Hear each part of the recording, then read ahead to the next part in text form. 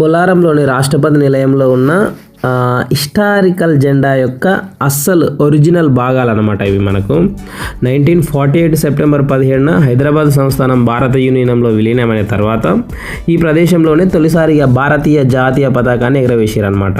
అయితే ఒకసారి ప్రాముఖ్యత చూస్తే నిజాం రాష్ట్రం జెండాను దించి భారత త్రివర్ణ పతాకాన్ని ఎగరవేశారనమాట ఇక్కడ. అయితే ఎంకే వెల్లోడి ఇక్కడే ఫస్ట్ సారి పదవీ ప్రమాణ స్వీకారం చేస్తాడనమాట హైదరాబాద్ రాష్ట్రానికి తొలి ముఖ్యమంత్రిగా. మళ్ళీ దీన్ని ఎప్పుడు తొలగించారంటే 1860లో నిర్మించిన ఈ పురాతన పోస్టు శిథిలావస్థ చేరిందనమాట. అప్పుడు ప్రధాన భవనానికి ఏమైనా సమస్య వస్తుంది, ప్రమాదం కలుగుతుంది అనే ఉద్దేశంతో 2010లో దీన్ని తొలగించారనమాట.